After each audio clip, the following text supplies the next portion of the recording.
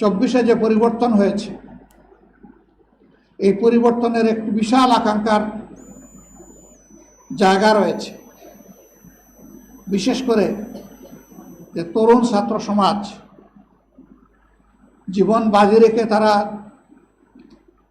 রুখে দাঁড়িয়েছিল এবং জনগণও তাদের ডাকে সাড়া দিয়েছিল। জনগণ মনে করে বিগত সরকার আমলে মানুষের সকল অধিকার কেড়ে নেওয়া হয়েছিল, বিশেষ করে ভোটের অধিকারকে একেবারেই কেড়ে নেওয়া হয়েছিল।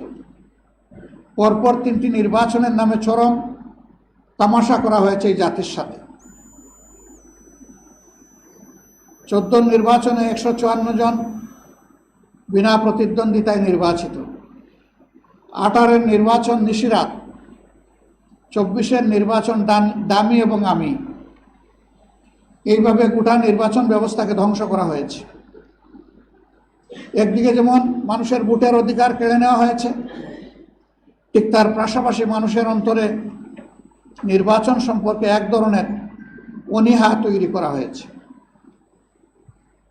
এর অবসানের জন্য অবশ্যই এমন একটি নির্বাচন হতে হবে যেই নির্বাচনের মাধ্যমে জনগণের মতের প্রতিফলন হবে এবং জনগণের কাঙ্ক্ষিত প্রতিনিধিরা নির্বাচিত হয়ে জনগণের নেতৃত্ব প্রদান করবেন। এদেশেই তার নজির রয়েছে। 90-এর গণ আন্দোলনের পরে, গণ অভ্যুত্থানের পরে যে নির্বাচনটি অনুষ্ঠিত হয়েছিল, তখনও সংবিধানে কোনো প্রভিশন ছিল না এই ধরনের সরকারের।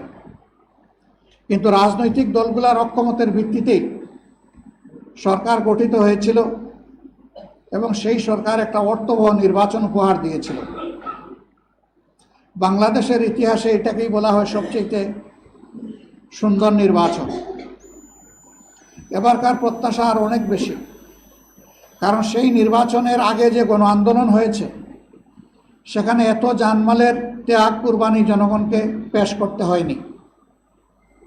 এবার জানমালের বিপুল সংখ্যক বা বিপুল পরিমাণ ত্যাগ কুরবানির মাধ্যমে এই অর্জন।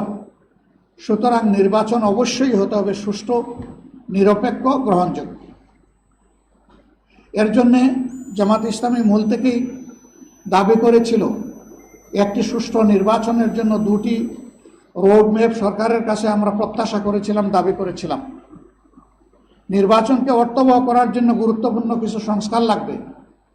আমরা বলেছিলাম যে সংস্কারের একটা রোডম্যাপ দেওয়া হোক, যে এই মাসের ভিতরে সংস্কার সম্পন্ন